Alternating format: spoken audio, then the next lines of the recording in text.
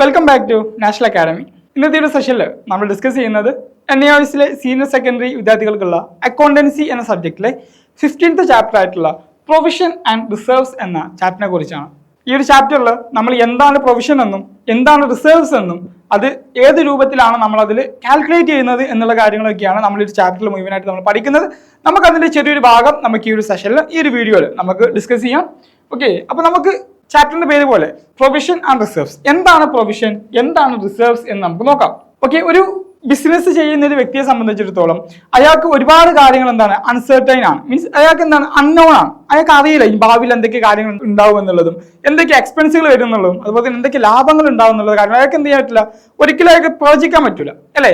അപ്പൊ അങ്ങനത്തെ ഒരു സാഹചര്യങ്ങൾക്ക് വരുന്ന സമയത്ത് നമ്മൾ ഈ പ്രൊവിഷൻ എന്ന് പറയുന്ന സംവിധാനം അവിടെ ചെയ്യുന്ന എന്താണെന്ന് വെച്ച് കഴിഞ്ഞാൽ നമ്മൾ ഭാവിയിൽ വരുന്ന അല്ലെങ്കിൽ ഭാവിയിൽ സംഭവിച്ചേക്കാവുന്ന ലാബിലിറ്റിയുടെ മേലിലോ എക്സ്പെൻസിന്റെ മേലിലോ നമ്മൾ അതിനെ മീറ്റ് ചെയ്യാൻ വേണ്ടിയിട്ട് അല്ലെങ്കിൽ അതിനെ കവർ ചെയ്യാൻ വേണ്ടിയിട്ട് നമ്മൾ മാറ്റി വെക്കുന്ന നമ്മുടെ പ്രോഫിറ്റിന് അഗെയിൻസ്റ്റ് ആയിട്ട് നമ്മൾ ചാർജ് ചെയ്ത് മാറ്റി വെക്കുന്ന അമൗണ്ടിനെയാണ് നമ്മൾ എന്ത് വിളിക്കുന്നത്, നമ്മൾ പ്രൊവിഷൻസ് എന്ന് വിളിക്കുന്നത്. അപ്പൊ നമുക്കൊരു എക്സാമ്പിൾ വെച്ചിട്ട് പറയാം.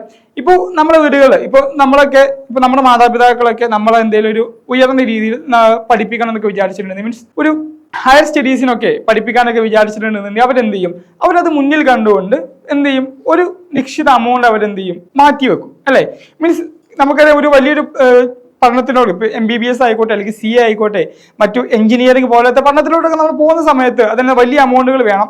അപ്പോൾ അവരെന്ത് ചെയ്യും, ഒരേ സമയം ഒരു വലിയ തുക ഒരാളെ കൊണ്ട് എന്ത് ചെയ്യാൻ പറ്റില്ല, ചിലപ്പോൾ എടുക്കാൻ പറ്റില്ല. അപ്പൊ അവരെന്ത് ചെയ്യും, ഇതൊക്കെ മുന്നിൽ കണ്ടുകൊണ്ട് അവരെന്ത് ചെയ്യും, ഒരു നിശ്ചിത ഒരു തുക അവരെന്ത് ചെയ്യും എല്ലാ മാസവും അല്ലെങ്കിൽ ഓരോ വർഷം എന്ത് ചെയ്യും ഇങ്ങനെ മാറ്റി വെച്ചുകൊണ്ടിരിക്കും. അവസാനം ആ സമയത്ത് എന്ത് ചെയ്യും, അവർ ആ ഒരു ചെലവ് കവർ ചെയ്യാൻ വേണ്ടി അവരെന്ത് ചെയ്യും, അവർ ഈ അമൗണ്ട് എടുത്ത് ഉപയോഗിക്കും. ആ ഒരു പ്രോസസ് തന്നെയാണ് എന്ത് ചെയ്യുന്നത് നമുക്ക് പ്രൊവിഷനിലും നമ്മൾ ചെയ്യുന്നത്. ഓക്കെ, അപ്പൊ പ്രൊവിഷന്റെ ഒരു ഡെഫിനിഷൻ നമുക്ക് ഇവിടെ നോക്കാം.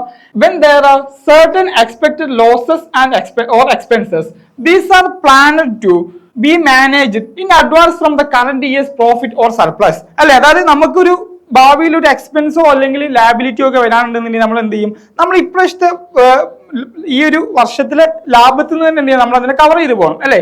അപ്പൊ അതിന് വേണ്ടിയിട്ട് നമ്മൾ എന്ത് ചെയ്യുന്നു, the amount which is kept separated to meet such expected losses or expenses is called provision എന്നാണ്.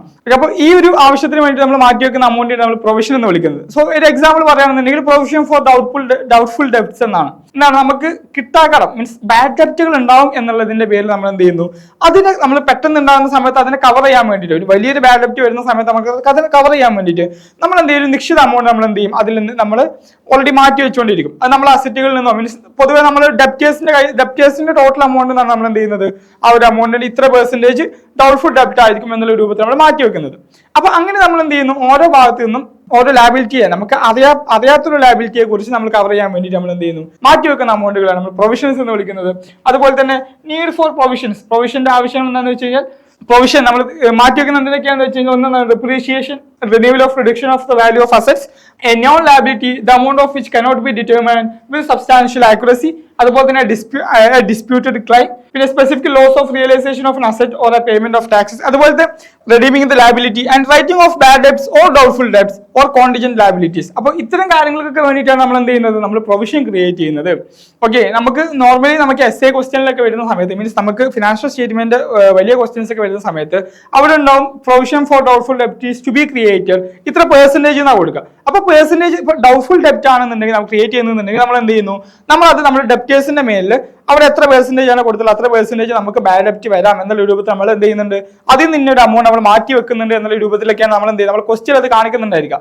നമ്മൾ ക്വസ്റ്റ്യൻ ചെയ്യുന്ന സമയത്ത് നമുക്ക് എന്ത് ചെയ്യാം, അത് കൂടുതൽ മനസ്സിലാക്കാം. ഓക്കെ, നെക്സ്റ്റ് നമ്മൾ ഇനി പറയുന്ന ഒരു ഭാഗമായിരുന്നു എന്ത്, റിസർവ്സ് എന്ന് പറഞ്ഞിട്ട്. റിസർവ്സ് എന്ന് പറഞ്ഞു കഴിഞ്ഞാൽ നമുക്ക് നേരത്തെ പറഞ്ഞ പോലെ തന്നെ നമുക്ക് എന്താണ്, ഭാവി നമുക്ക് എന്താണ് അൺസർട്ടൈൻ ആണ്, നമുക്ക് പ്രവചിക്കാൻ കഴിയില്ല. അപ്പൊ അതുകൊണ്ട് തന്നെ നമ്മൾ എന്ത് ചെയ്യാണ്, ഒരു നിശ്ചിത അമൗണ്ട് നമ്മൾ നമ്മളെ ഫിനാൻഷ്യൽ പൊസിഷൻ ഒന്നും കൂടി മെച്ചപ്പെടുത്താൻ വേണ്ടിയിട്ട് നമ്മളൊരു നിശ്ചിത അമൗണ്ട് ഓരോ പ്രത്യേക കാര്യങ്ങൾക്ക് വേണ്ടിയിട്ടോ അതല്ലാന്നുണ്ടെങ്കിൽ ജനറൽ ആയിട്ടുള്ള ആവശ്യങ്ങൾക്ക് വേണ്ടിയിട്ടോ നമ്മൾ മാറ്റി വെക്കുന്നതിനെയാണ് നമ്മൾ എന്ത് റിസർവ്സ് എന്ന് പറയുന്നത്. അപ്പോൾ ഈ റിസർവ്സും അതുപോലെ തന്നെ നമ്മുടെ പ്രൊവിഷൻ തമ്മിലുള്ള വ്യത്യാസം എന്താണെന്ന് പറഞ്ഞുതരാം, നിങ്ങൾക്ക് കേൾക്കുമ്പോഴാണ് ഒരുപാട് തോന്നും. ഓക്കെ, അപ്പോൾ കണ്ടോ നമുക്ക് ഡെഫിനേഷൻ ഒന്ന് നോക്കാം. Future is uncertain in the business and there are lot of happening which may happen unexpectedly. അപ്പൊ നമുക്ക് അൺഎക്സ്പെക്റ്റഡ് ആയിട്ട് ഒരുപാട് കാര്യങ്ങൾ എന്ത് ചെയ്യാൻ നമുക്ക് നമ്മുടെ ബിസിനസ്സിൽ സംഭവിച്ചേക്കാം.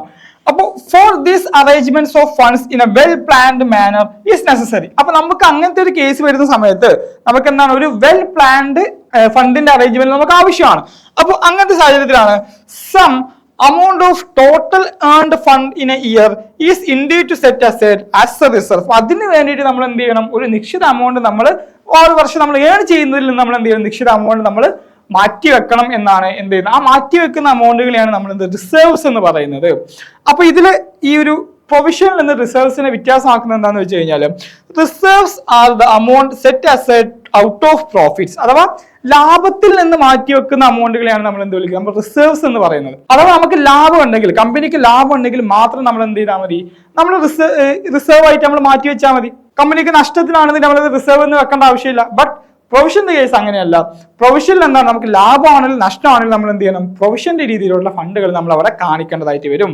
ഓക്കെ, അതുപോലെ reserves are not meant to cover any liability or depreciation in the value of assets. അതുപോലെ തന്നെ ഈ ഒരു റിസർവ് നമുക്ക് എന്ത് ചെയ്യാനും കഴിയില്ല, റിസർവിലുള്ള ഫണ്ട് ഉണ്ടെന്ന് വിചാരിച്ചാൽ അത് നമുക്ക് നമ്മുടെ ലാബിലിറ്റീസോ അതുപോലെ തന്നെ ഇതുപോലത്തെ ഡിപ്രീസിയേഷൻ അതുപോലത്തെ കാര്യങ്ങളൊന്നും കവർ ചെയ്യാൻ നമുക്ക് എന്ത് ചെയ്യാൻ പറ്റില്ല, നമുക്ക് റിസർവ്സ് ഉപയോഗിക്കാൻ സാധിക്കും നല്ല പറയുന്നുണ്ട്. അതുപോലെ തന്നെ നമുക്ക് ഡിഫറെന്റ് ടൈപ്സ് ഓഫ് റിസർവ്സ് വരുന്നുണ്ട്. General reserves, capital reserves, secret reserve, revenue reserves, specific reserves and reserve funds, sinking fund. ഇത്തരം റിസർവുകളാണ് നമ്മൾ എന്ത് ചെയ്യാറുള്ളത്, പൊതുവെ ഒരു കമ്പനികളിലൊക്കെ നമ്മൾ മാറ്റി വെക്കില്ല. അതിൽ കൂടുതലായിട്ട് കാണുന്ന രണ്ടെണ്ണമാണ് ജനറൽ റിസർവും സ്പെസിഫിക് റിസർവും. ഈ ജനറൽ റിസർവ് എന്ന് പറയുന്നത് നമ്മളതിന്റെ പേര് പോലെ തന്നെ ജനറൽ ആയിട്ടുള്ള കാര്യങ്ങൾക്ക് വേണ്ടി നമുക്ക് ഏത് കാര്യത്തിന് ഉപയോഗിക്കാൻ പറ്റുന്ന രീതിയിൽ നമ്മൾ മാറ്റി വെക്കുന്ന ഒരു അമൗണ്ട് ആണ് ജനറൽ റിസർവ്സ് എന്ന് പറയുന്നത്. അതുപോലെ തന്നെ സ്പെസിഫിക് റിസർവ്സ് എന്ന് പറയുന്നത് നമ്മളൊരു പ്രത്യേക ഒരു കാര്യത്തിന്റെ മേല്, ഇപ്പൊ നമുക്കൊരു പുതിയൊരു ബിൽഡിങ്ങോ അതിന്റെ പുതിയൊരു പദ്ധതി നമ്മൾ പ്ലാൻ ചെയ്യുന്നുണ്ടെങ്കിൽ അതിന്റെ മേലിൽ നമ്മൾ മാറ്റി വെക്കുന്ന അമൗണ്ട് ആണെന്നുണ്ടെങ്കിൽ നമ്മൾ അതിന് വേണ്ടിയിട്ടാണ് നമ്മൾ മാറ്റി നമ്മൾ സ്പെസിഫിക് റിസർവ്സ് എന്ന് പറയും. അതെന്തിനു ചെയ്യാൻ പാടുള്ളൂ, ഈ സ്പെസിഫിക് റിസർവ്സിന്റെ പ്രത്യേകത എന്താണെന്ന് വെച്ച് കഴിഞ്ഞാൽ അത് ആ ഒരു സംഭവത്തിന് മാത്രമേ നമുക്ക് കാണിക്കാൻ പറ്റുള്ളൂ, അല്ലെങ്കിൽ അതിന് മാത്രമേ നമുക്ക് എന്ത് ചെയ്യാവുള്ളൂ, അത് ഉപയോഗിക്കാനും പറ്റത്തുള്ളൂ.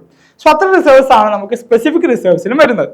ഓക്കെ, അപ്പോൾ ഇനി ഈ ഒരു ചാപ്റ്ററിൽ നമ്മൾ എന്തൊക്കെയാണ് റിസർവ്സ്, അതുപോലെ തന്നെ ഈ നമ്മളിവിടെ ഡിസ്കസ് ചെയ്തിട്ടുള്ള എല്ലാ റിസർവ്സും നമ്മൾ എക്സ്പ്ലെയിൻ ചെയ്യുന്നുണ്ട്. അതുപോലെ തന്നെ അതിന് നമ്മൾ അതെങ്ങനെയാണ് കാൽക്കുലേറ്റ് എന്നുള്ള കാര്യങ്ങളൊക്കെ നമ്മൾ ഇതിൽ ചെയ്യുന്നുണ്ട്. ഓക്കെ, അപ്പോൾ നിങ്ങൾക്ക് ഇതിന്റെ ഒരു കംപ്ലീറ്റ് ക്ലാസ്സസ് ആക്സസ് ചെയ്യണമെന്നുണ്ടെങ്കിൽ നമ്മുടെ ആപ്പിൽ അത് അവൈലബിൾ ആണ്. ഓക്കെ, നിങ്ങൾക്ക് നമ്മുടെ താഴെ നമ്പറിൽ നിങ്ങൾക്ക് കോൺടാക്ട് ചെയ്യാം. ഓക്കെ, സോ നമ്മൾ ഈ ക്ലാസ് ഇവിടെ വെച്ച് അവസാനിപ്പിക്കുന്നു. നെക്സ്റ്റ് ക്ലാസ്സിൽ വീണ്ടും കാണാം. Okay, thank you.